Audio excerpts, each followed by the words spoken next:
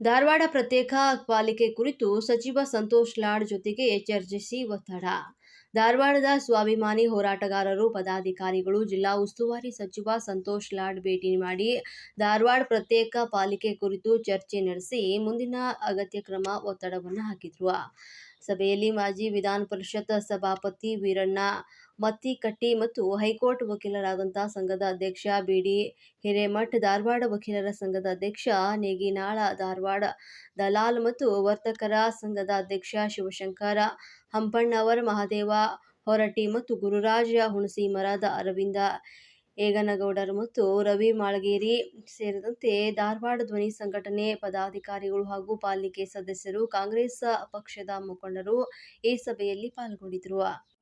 ಸಚಿವರಾದ ಇದರ ಜೊತೆಗೆ ಈ ಭಾಗದ ಹಿರಿಯ ಸಚಿವರಾದ ಎಚ್.ಕೆ. ಪಾಟೀಲ್, ಕಾನೂನು ಹಾಗೂ ಸಂಸದೀಯ ವ್ಯವಹಾರ ಅವರನ್ನು ಕರ್ಕೊಂಡು ನಾನು ಬರ್ತೀನಿ, ಹೋಗಿ ಇದನ್ನು ಮಾಡೋದು ಬಹಳ ಅವಶ್ಯಕ. ಅದಕ್ಕಾಗಿ ಎಲ್ಲರೂ ಈಗ ಇದು 3ನೇ ಸಲ ಸೇರ್ತಾ ಇರೋದು. ಇಲ್ಲಿ ಮಾತನ್ನು ಹೇಳಿ ಧಾರವಾಡ ಪ್ರತ್ಯೇಕ ಮಹಾನಗರ ಪಾಲಿಕೆ ಮಾಡಬೇಕು. ಇದರಿಂದ ಹುಬ್ಬಳ್ಳಿಗೇನು ಹಾನಿ ಇಲ್ಲ. ದಯಮಾಡಿ ನಾಯಕರು ತಿಳ್ಕೋಬೇಕು. ಒಳ್ಳೆ ರಾಜಕೀಯ ಪ್ರಭುತ್ವಕ್ಕೆ ಮಾಡ್ತಾ ಇರೋದು ಅದು ಬೇಡ.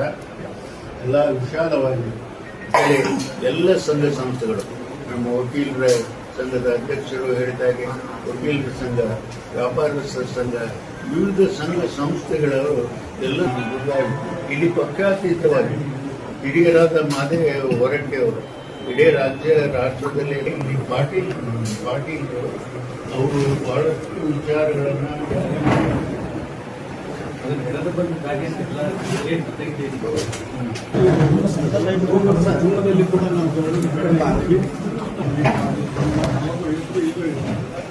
ಆಮೇಲೆ ಎರಡನೇದು ಏನಾಗುವುದಿಲ್ಲ, ಮಸೂರಿಗೆ ಭೇಟಿಯಾಗಿ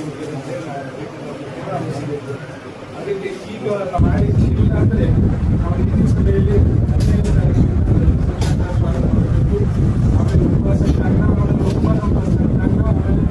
ದಯವಿಟ್ಟು 2-3 ದಿವಸದಲ್ಲಿ ನಾವು ರಾಜ್ಯಪಾಲರು ಭೇಟಿಯಾಗಿ ಇದಕ್ಕೆ ದಯವಿಟ್ಟು ಒತ್ತಾಯಿಸಬೇಕು. ನಾವು ಅವರ ವಿರುದ್ಧ ನಾವು